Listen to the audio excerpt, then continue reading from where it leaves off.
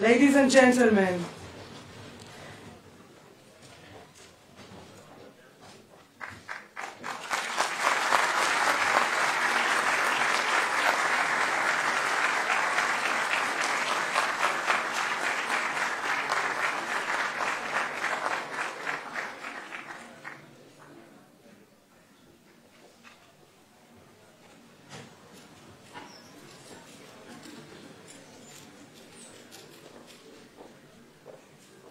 Shalom Rav, ברוכים הבאים ל-HIT.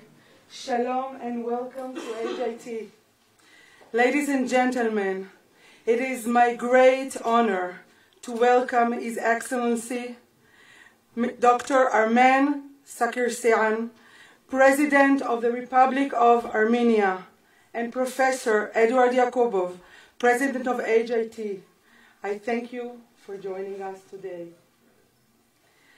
Dear guests, it is a especially exciting day for HIT, a festive celebration of academic and international relations. I would like to invite Professor Yakubov, President of HIT, to open this event.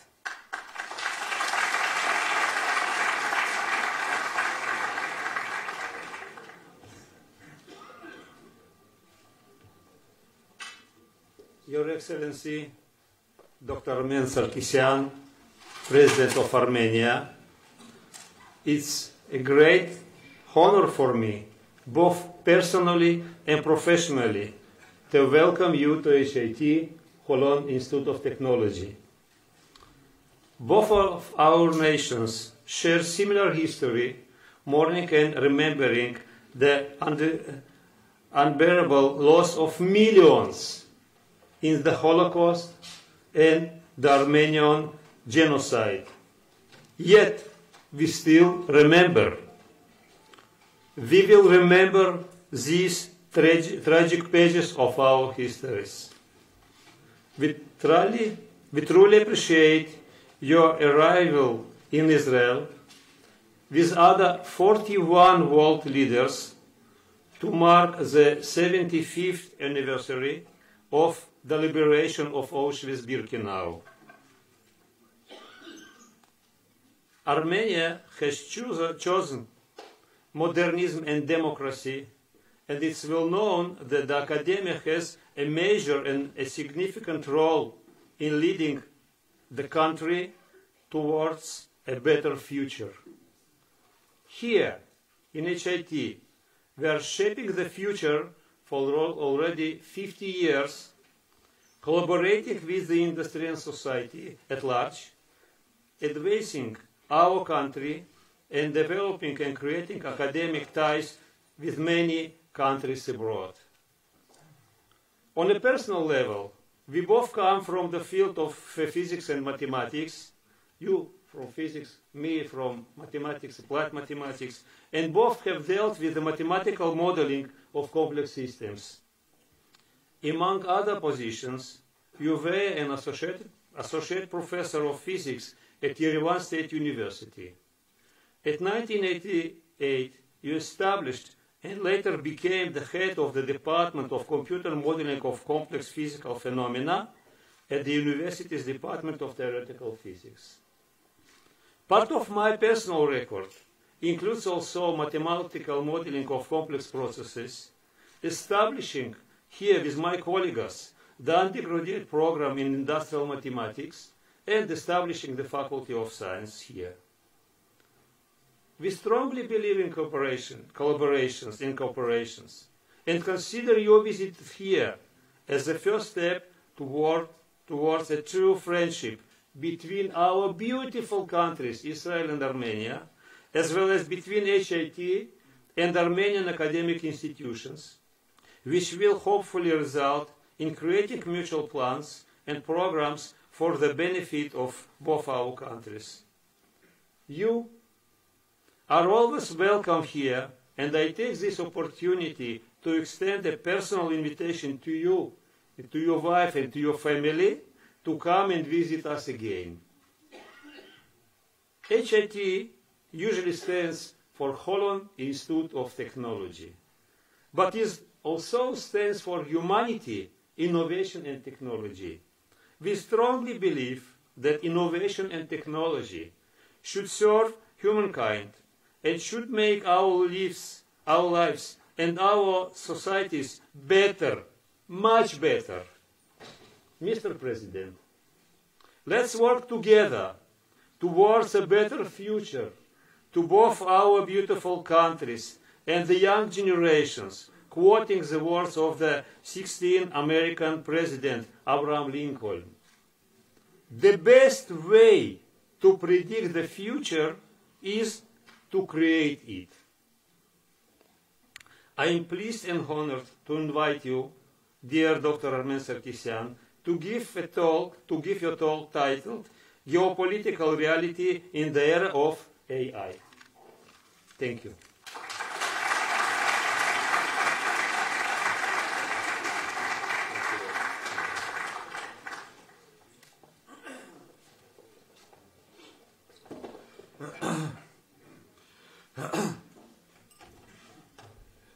Thank you, dear Professor, and good morning, and very happy to be here. I feel I'm home because university is a home. And when you're a politician, you meet a lot of people, you make speeches, but of course in university it's different because in any hall, if you have 1,000 people or 10 people, you always look at, I always look at the face, one or two or three that I can communicate and I talk. And usually in a big crowd you try to find one or two intelligent face. Now I'm lost because everybody is intelligent. So whom I'm going to address? I think that's the beauty of being in a university of this caliber and people of scientists and the students of this caliber, that it's difficult to make a speech, but I'll try. First, I would like to thank for this wonderful for me invitation to be here, and I would like to start by continuing what you, Professor, was saying, that there is so much common in the fate of our two nations. I think we're both very, very old. We clearly have historically where our homeland was. We suffered in order to keep our homeland and culture and identity. We are Christian. We're the oldest Christian state in the world, but the Armenian Apostolic Church is different from all the other churches in the world. It's a national church as well. We both lost our statehood for hundreds of years. We regained it recently. And of course we both suffered huge human tragedy. In 1915, the Armenian genocide that has destroyed 1.5 million of Armenians and has destroyed Armenian communities in Ottoman Empire, created a huge diaspora for us, and of course the Holocaust, and that was and is the main reason why I'm here today, to show my and my nation's respect to the memory of those that perished, to the nation that has the strength of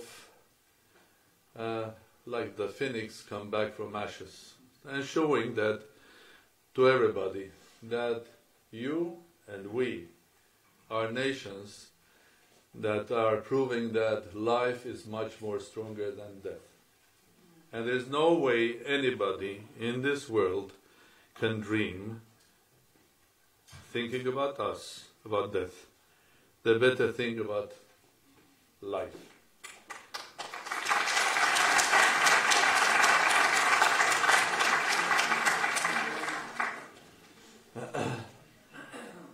Well, I think on the political side, the history side, I should stop here because we don't have much time. And one of my aims visiting here is also to create a bridge.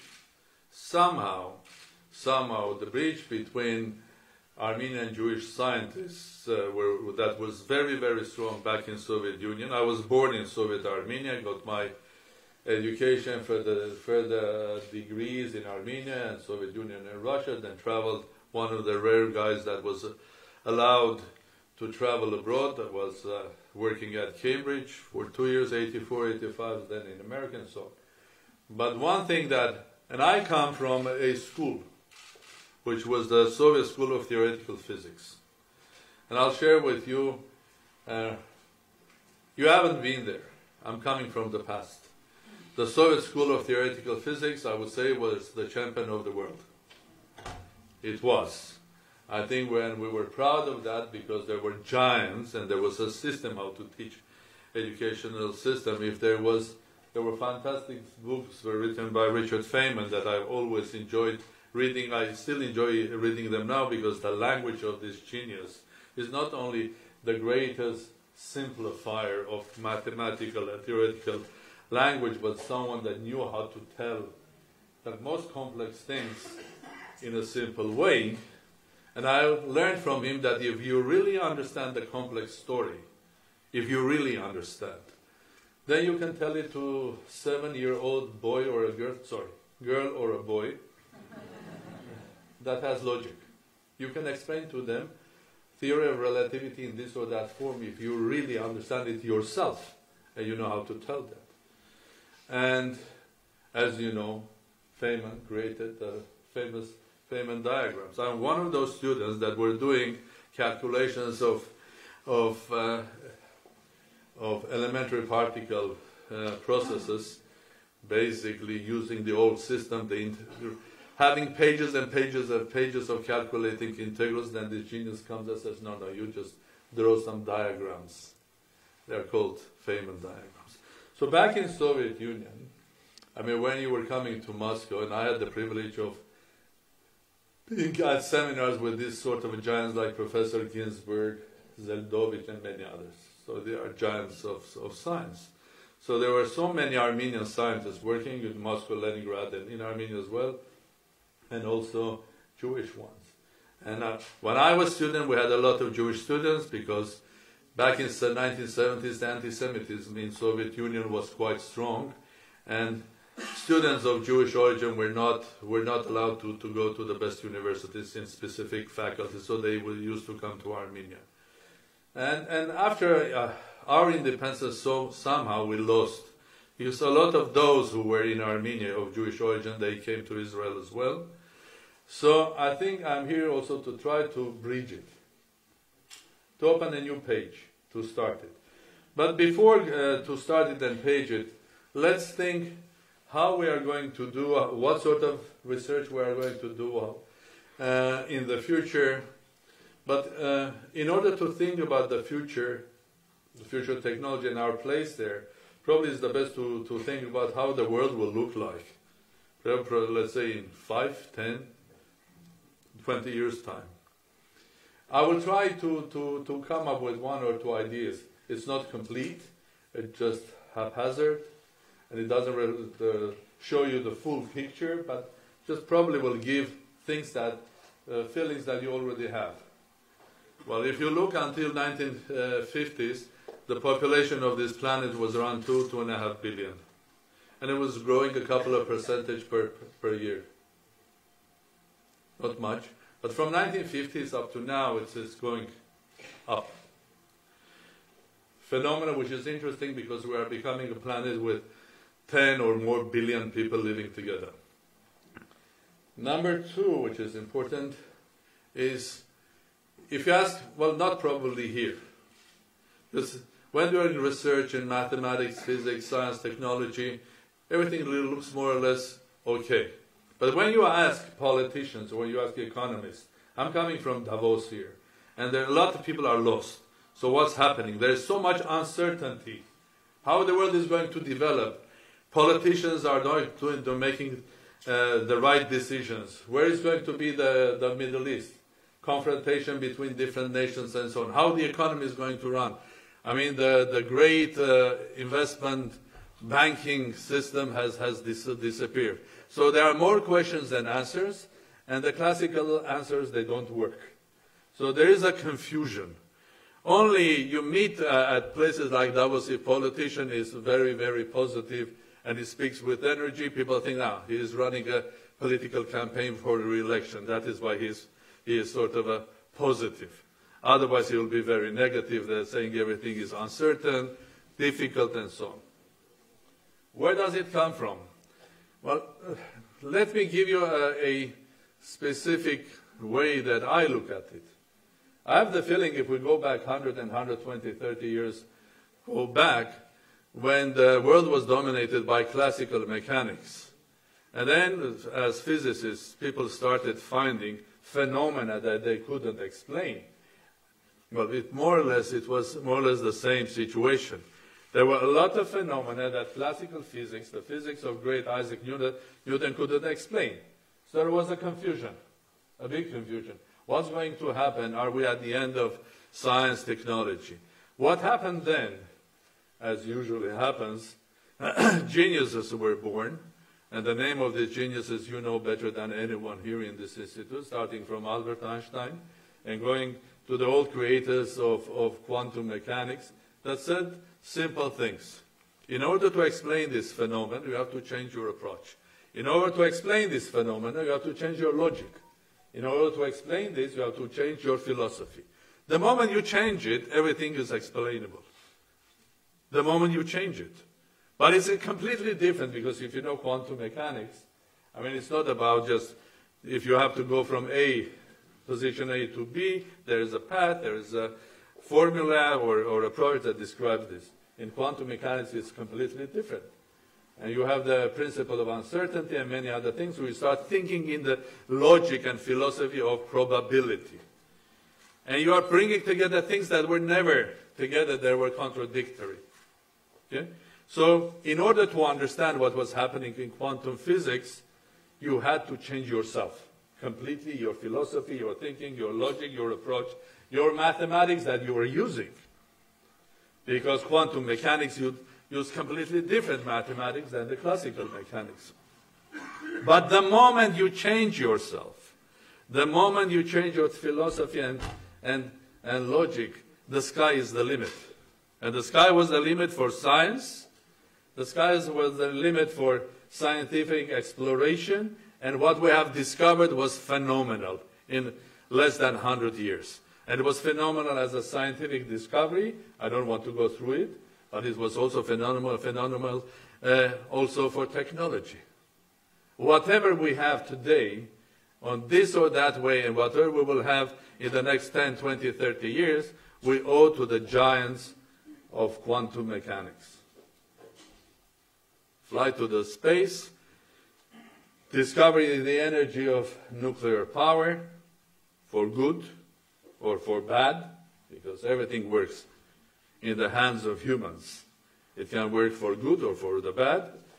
The telephone that we have with us is also a part of that. And that is changing, it has changed our world. So I came to the telephone. So what is the telephone? It's a means of communication. Okay? We are human. Imagine our lives without telephones. I was there. One of you, some of you, probably you don't remember even that there was a life with a mobile phone. And our children, grandchildren will live in a completely different world. They will be said, "What? You didn't have this? How were you surviving?" Well, we humans are born without any communications. I think our first communication to the world is our mother. No, it's our mother. She's feeding us, she's teaching us, she's the messenger from us to the world and from the world to us, and so on and so forth. And then we start learning very slowly. Humans are species that really don't have, when they are born, ability and way of communicating. So we have to rely on our... But the new children are ahead of normal humans. Because, well, I have my grandchildren from age 2, they have double life. They have the life of normal material world and their life which is virtual. And they learn probably a lot from the virtual life. Not only what was mother, father, or everybody is teaching them, but also from the virtual world. So live two lives. And with the time, the virtual life becomes bigger and bigger and bigger. And that virtual life is completely different from the material life, because the speed of communication is the speed of light. So we are becoming individuals that have the communication over the speed of light. And communication or connectivity is a key factor. Very important.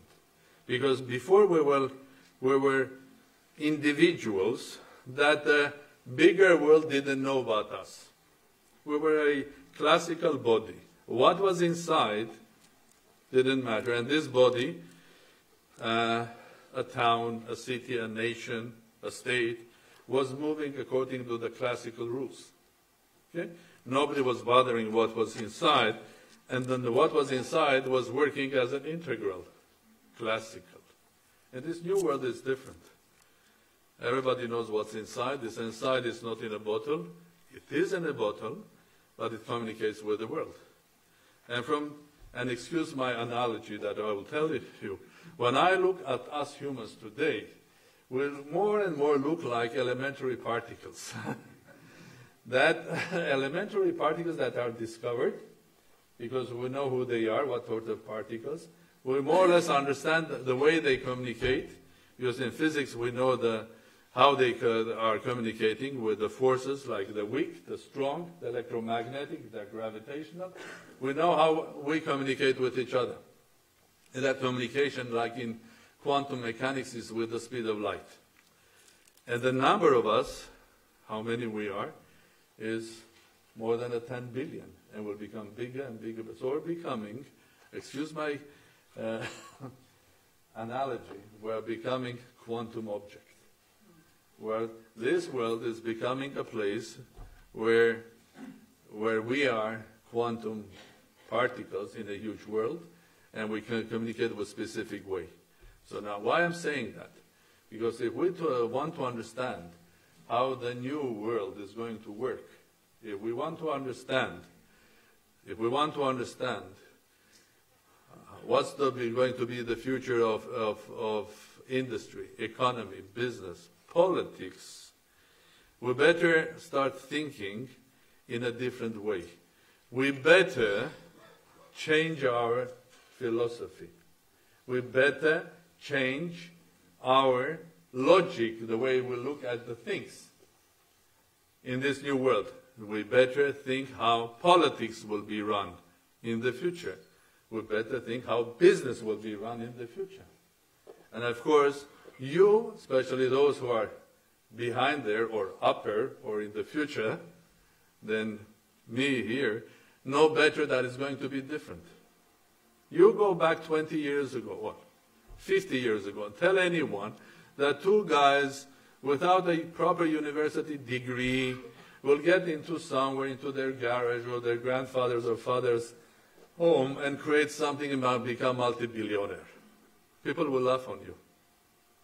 Not Richard Feynman, because I met him, he was genius. He was looking to the future. But ordinary people will laugh on you. But this is the new world that everybody believes now, and every young man, be that here, in New York, in Moscow, Yerevan, or even in Ulaanbaatar, thinks about being a startup creator. Now, every young boy and girl, that's starting from age 13, writes music without knowing notes. The computer helps you. You have the taste, you have the talent. Wants to start a startup because they believe in the power of idea. They really believe that this new environment, in this new environment, they can succeed. So this world is different. It's different in many ways. And I can give you, for example, another hour or two, which we don't have it, about how it will be different. I will just give you some hints of it. Politics, how it's run. How the classical politics was run. The classical politics was run in a form when there were ideas, ideologies, and they would be divided into left, into right, into liberal and non-liberal, and then people were organized in political parties, what they believe more into the left ideology or the right ideology, and the political parties were getting together in an organized form, going into elections. After elections, they were having a government, and the government was being sort of reporting to the public. 60, 70 years ago, once in a while, between one election and the other election. Sometimes a great president was finding a new technology which was called radio and addressing his people through radio, having communications. Or another great American president was finding out there is a television. So you can address people through television. Now a lot of presidents has found out that there is Twitter or there is Facebook. So you don't need once a while, once in a month or once in 3 months, but you speak to people every day. And the political events happening are of quantum behavior. I can bring you a lot of examples what is happening in the world, that a small, not very important event starting somewhere, growing like a nuclear reaction, starting with a high energy particle hitting an atom, then other particles are created. These particles are hitting other atoms, and you have a chain reaction. It works now. It worked in my country. After my inauguration, 2 weeks after, when the former president wanted to become the prime minister, there was a movement that started 10 guys walking from the north of Armenia on the road to the south. Then 10 became 100, 100 became 1,000. We ended up 300,000-400,000 people on the square in Yerevan, and the prime minister had to resign. And that was in 2 weeks. No political party, no declaration, nothing. Communications, Facebook, an environment where people were unhappy, so you have to have critical mass in order to get nuclear reaction, and the process that started there. Look how much entertainment and politics are merged. Politics was always a part of entertainment, and the other one, politicians were using entertainment starting from old times, the Romans.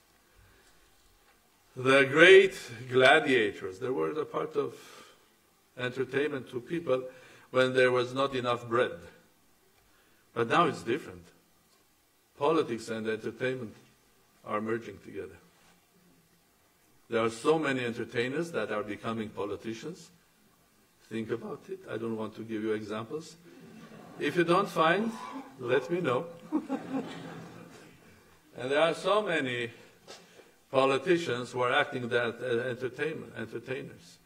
And of course, because this is interactive, it becomes very, very attractive. Because it's one thing watching Game of Thrones. So you come home, you put on on your computer and you watch the Game of Thrones. Nice fairy tale. Beautiful.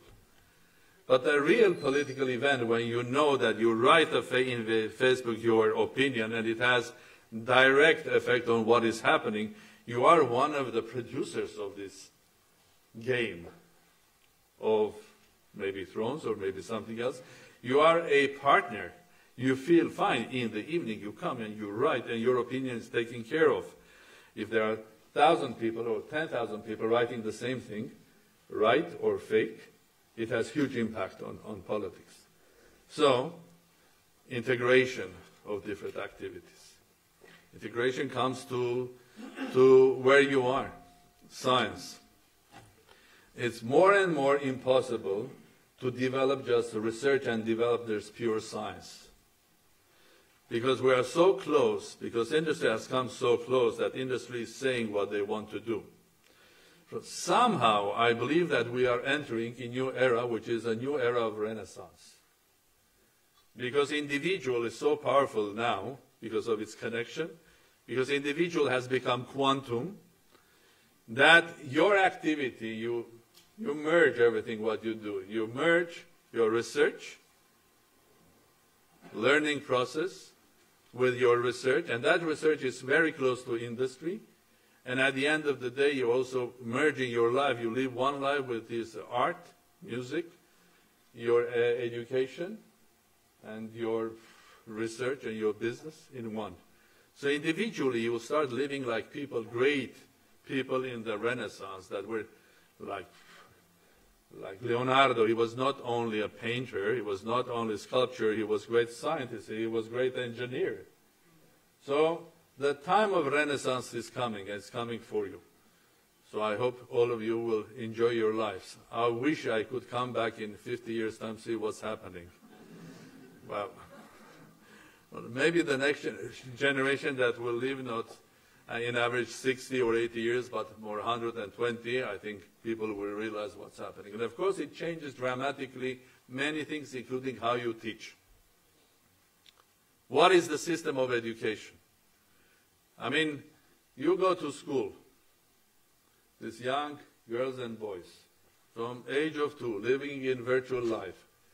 And they have got their first lesson with the iPad, and they don't need to learn the alphabet in order to communicate, because they are doing much more basic, which is the icons of hieroglyphs.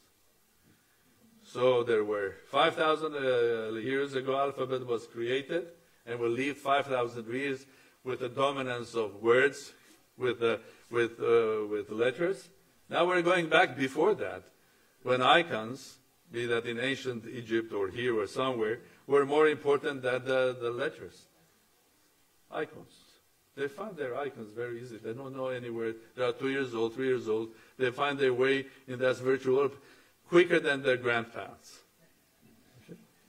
So how do you teach them? How to take them to school for 10 or 12 years? And every day, 6 or 8 hours, forcing them to sit every class 45 minutes, when they have so much information. The amount of information that they get going at home or just playing on their iPad is phenomenal. So we humans have to start thinking again how we teach our children.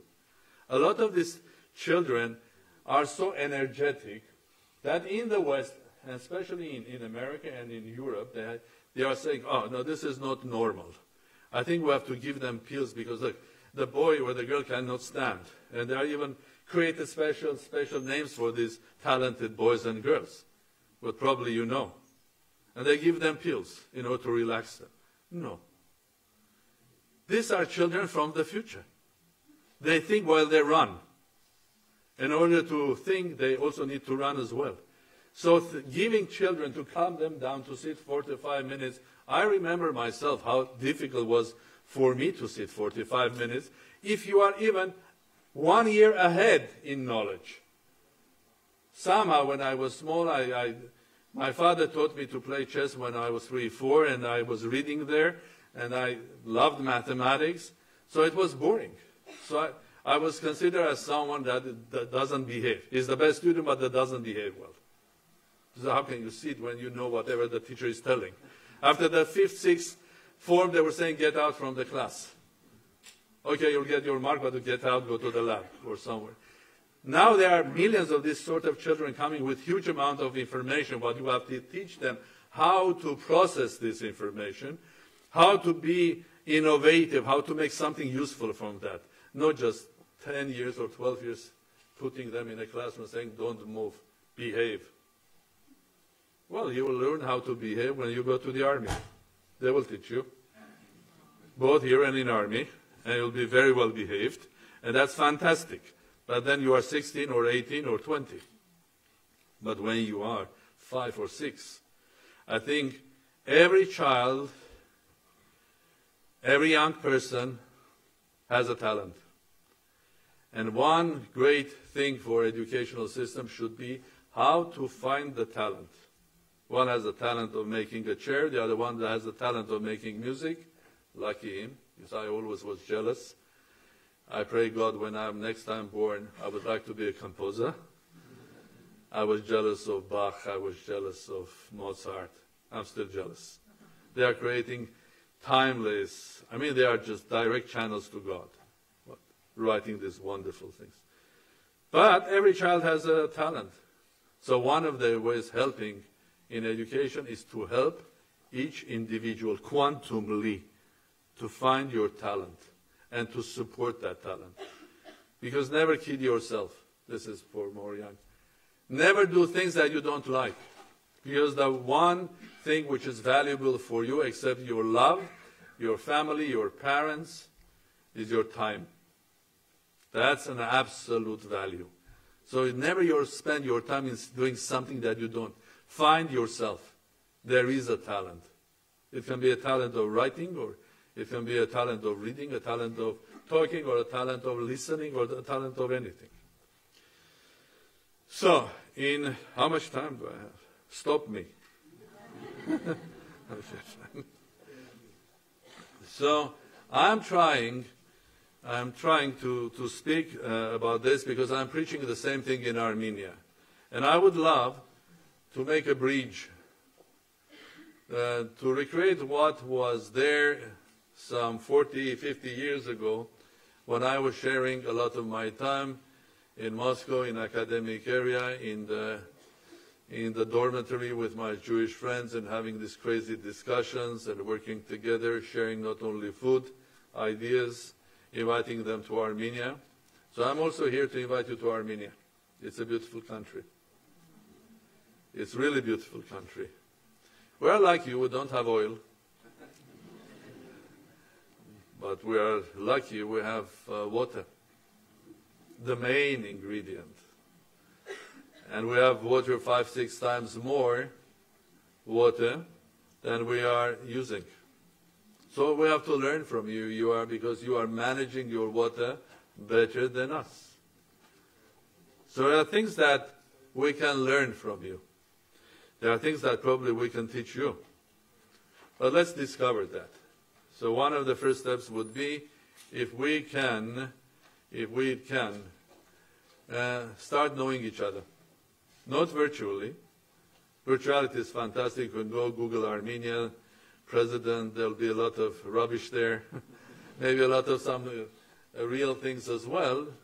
Because we're living in a world that millions of questions are not answered. And this is a new world. Everybody speaks that this is a world of data. Everybody speaks about the success of those small states that are successful because they have, let's say, like a port. And they are a center of a trade. The tankers come in, tankers go out. The new ocean that will be important and powerful is going to be the ocean of data. And I want to make landlocked Armenia an international port in the ocean of data and information and science and technology. This is my dream. And in order to do that port, I'm here, a country that has a lot of sailors, a lot of captains, and ordinary marine specialists of the ocean of data, information, and science, and say, let's work together and try to do something that can be useful for you, for us, and for the world. Because there are so many questions. I really mean, when I was in a car, we were speaking, coming here, about the future, not only the data, but an idea. What is the value of an idea? Does it have commercial value? Can you protect it? Will there be another huge market of ideas? Can you regulate that? If anybody has answers, I'll be happy to hear. Just a new market, not only of data. Data is fine. But the idea, which is the next phase. Is there be a global market for ideas? People just produce them like I don't know, any other good? Can you regulate that market? Because idea is going to become more and more important, because the quality that you will need in the future is not only a number of things that we have learned by heart and you carry it with you, because there will be clouds and clouds that will keep the data for you. It is the ability of being someone that can create something new out of the complexity. Each of you could or should become Professor Richard Feynman in your specialty. Go from the complexity to the simple, which is beautiful. That is what you needed. And also, as a businessman or scientist, you, at this university, this nation, has the quality that we also have, survivors. Very important. Because in the new world, things are going to change very quick. Success will be quick because the innovation goes very, very strong. I'm against the idea that we are going through the fourth industrial revolution. No. Because there will be fourth, fifth, sixth, seventh. I call it R evolution, rapid evolution. That's a term from my future book, which is coming up. Because the revolutions will be so quick, and one after another, so we have to adapt ourselves. Adapt to success, adapt to failure. Okay? Everything changes quick. So there are so many qualities that you need to train in yourself in order to be successful in the 21st century. The century of artificial intelligence and quantum life. And one last sentence from me to your message is, 100 years ago, humans, we, great humans, have found that nature is not classical, it's quantum. I'm here to say that I not only, as one of their humble students, I not only agree with them, but I have the feeling that not only the nature, but we as a human society, which is a part of nature, is, again, not classical, it's quantum. And you are at the gates of this new quantum world. And it's wonderful and it's fascinating, and it's worth to spend your time and life finding your way and understanding this new quantum world. Thank you very much.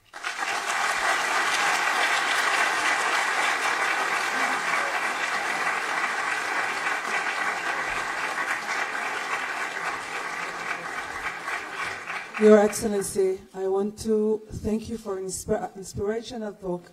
Would you take some questions from the audience? Is that okay? Yes, of course. Anyone wants to ask a question?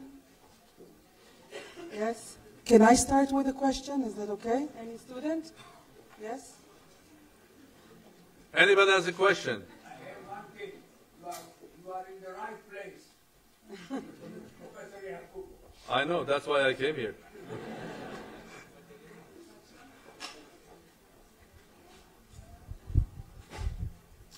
Hey, my question is... Can you tell your name? My name is Nadav. I'm learning electronics engineering. My question is, how from science you came to the politics? What drove you to go to politics from science? Do you want short answer or long? The short answer is acts of God. I was scientist, very happy, thinking that I'm so happy. I have my own department. I have my own PhD students, very young. I come to Cambridge. There is this room with fantastic computers standing there. Nobody bothers me. They pay me money, and I sit and think about the structure of the universe because I was doing theory of relativity and relativistic astrophysics, you know? Something which is not tangible, huh? How the neutron stars are built off. Very important in our life. Well, you live without it, but that's important for the future. But I was there like a philosopher. Somebody pays you money. Fantastic life. You teach. There are brilliant students in front of you. But then one day Armenia became independent. I was abroad. The first president, who was an academic, asked me to open the Army's first embassy. I helped with the Armenian community because we are like Jews, we have everywhere diaspora. So instead of 1 year, I opened in 1 month. The friends came, gave the money, gave the support in one, and he gave me a piece of paper which was called that I'm the chargé d'affaires. I'm in charge of affairs of Armenia, being a professor there. Being in charge of affairs, in 1 month I had 22 advisors of Armenia. Everybody wanted to support the independent country. 7 secretaries, all free of charge, young girls that wanted to help the country. So after a year, I realized that I cannot do both, being diplomat, and we didn't have embassies in Europe, so I had to help this or that. And eventually, instead of saying thank you, I was made an ambassador. I thought I could live these 2 lives together, but didn't work. Then I became prime minister, very young. Then God said, and you know, when you are young prime minister, you know what to do, or to take the nation for 15 years. And then God says, go to hospital. I had serious illness for 2 years. And after that, I became a free man. That's the third life. So I went into business. And again, God was gracious. I was successful. I made money. And I learned real. So when I was prime minister, I knew about business through my computer games. I thought that was the business. I knew economy from what I read, or the great economists that I've met in my life. But when you go into real business, then you learn where the bread is, where the butter is, and where the difficulty and the failure is. So after that, I was for a long period of businessman. Now this is my fourth life. I had the duty unfinished in 96, 97, when I was prime minister. So I was offered and I became president. So what's the next life, I don't know. Because there's always act of God. So whenever they ask me, can you do this, can you do that, I never say, sure. I hate that word. Because when you are saying sure, you're, hello? Are you so confident? Because you think that you can do it or you will do it, but then well, no, I'm sorry. Maybe he, I don't know. But it's difficult. It's a difficult question. I don't want us to go there because it's super, okay? And you can come to God many ways, okay? And I came to God through science as well. Because your faith as a tradition of your nation, family is one thing. But as an individual thinking about this universe and everything and how it's, why on earth this cosmos, all of us, the complexity is just a bunch of particles. 6 of this, 6 of that, they create the whole world. How on earth? Thinking machines like us, only 12 particles? I'm simplifying. Amazing, huh? Beautiful. Absolute beauty. So there are many names for God. And one of the names is absolute beauty or absolute logic. Did I answer your question? You just live your life and do what you are doing the best and do it with joy. Then the doors will open. You cannot design. There was no way in Soviet Union when I went to university in 1970s that I would think that Soviet Union will collapse. Everybody thought that it was forever. A country that individuals didn't have much rights, okay? Then religion was sort of forbidden. It was nice in many ways because you didn't have to think about your economic welfare because everybody was sort of equal. There were people that were more equal, of course, like in every society. They were preaching equality, but there were members of Politburo that were more equal, privileged life. But that was the best place, Soviet Union, to do physics, theoretical physics, because you didn't have any bigger. Teaching at university was feeding somehow your family, and you could think about cosmos. Do we have time for more questions? Yes, Professor. Thank you very much for your excellent presentation. I'm representing the other side of this university. I'm a professor myself, and I'm teaching photonics. I like very much your idea of quantifying the politics. So this is probably something that I've never heard before. And besides of the idea of transferring information at the speed of light, I am wondering what do you think in 10 years can we reach the singularity that everybody is talking about it? I mean the physical singularity. Yes, of course. Or the human singularity. Whatever. Both. Both? Both, yes. All right. Well, human singularity, yes, I think if we don't come to common sense and to logic, we'll get there, unfortunately. Because this place is becoming crowded, and if we don't start learning and changing our logic and understanding that we have to be tolerant, understanding, listening to others, and we have to accept. And I think I learned here coming out to university, there's a lady that is for gender equality. Well, I think preaching ladies' equality to men is useless, because they are not only equal, they are in some places they are ahead of us. They are much more natural and they are much more sustainable than we men are. And the tendency that I see here worldwide, and it doesn't have anything to do even with religion. I've seen in many Muslim countries where women are having more and more impact. Maybe in 30 years' time, your university will have someone for gender equality for men. Because the number of women liberated and taking over, and because they are they have an extra motivation that you guys don't. They want to be there. You think we are already there, why should we bother? Okay? Now, if we're not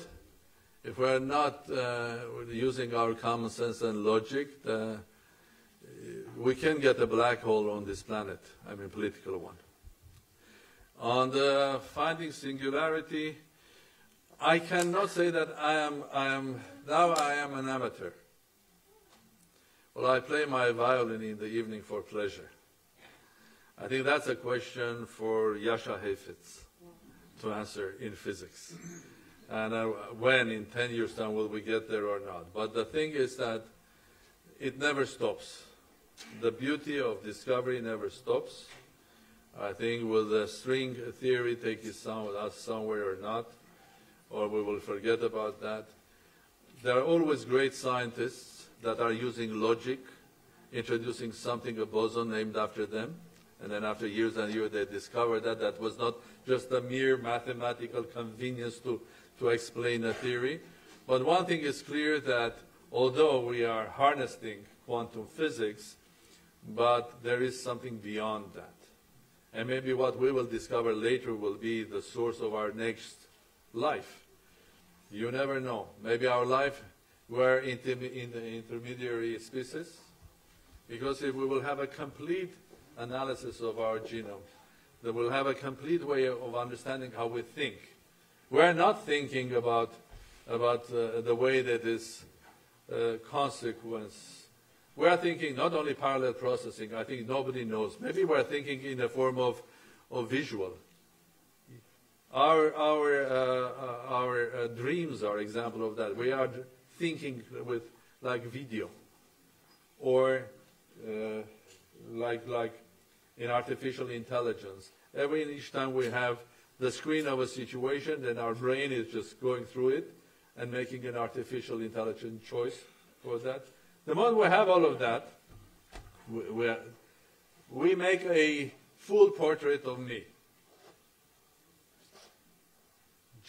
Genetically, physically, mentally, imagine that. And then they describe that, because they are strong mathematicians, they describe it, they compress it, put in a software, and I travel with speed of light.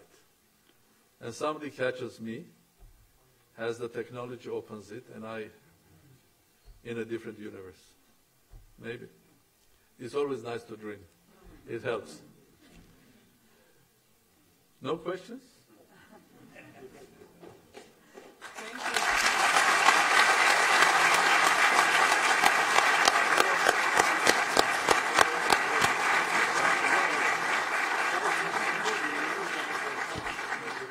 Thank you so much, and again for an inspiration.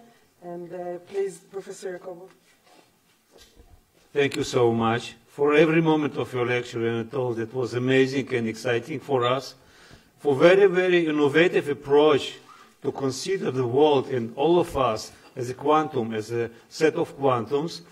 I want to invite you, and I'm pleased to invite you once again to give another talk together with your wife, Nune, and with your delegation. And I'm sure that together with you, together with your country, together with academic institutions in Armenia, we may find very, very interesting phenomena, to discover these phenomena. We may to promote our countries, and you are welcome. You are welcome. Thank you very much.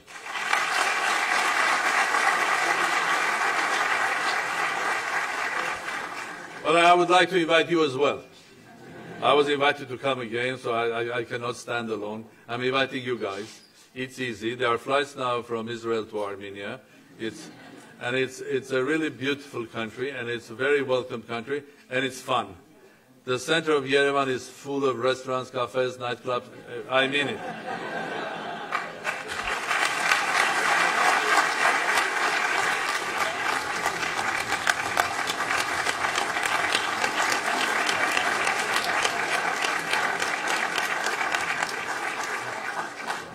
On the way from Davos here, somebody sent me a small clip, which is, there is a famous Russian comedian. His name is Mikhail Galustyan. He's from Sochi. Sochi is half Armenian.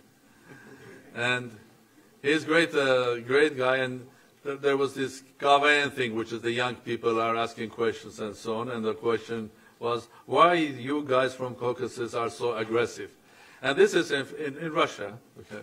And the guy says, who is aggressive? We have not created the Kalashnikov, the rockets. We are creating this type of food, that type of food. And then he comes with an idea saying, Armenians are the creative producers of kaif, being happy. So I am saying, come to Armenia, a place that you can have fun, and you can be seriously treated if you are a specialist of this or that. And in the meantime, we are going to have this year the 6th Starmus. Starmus is a festival of science, technology, and music. With last time it was 12 Nobel Prize winner scientists giving lectures, all the moonwalkers, American astronauts, and rock musicians from Hans Zimmer, Brian May, Peter Gabriel, and so on. And if anybody likes Kim Kardashian, welcome to Armenia.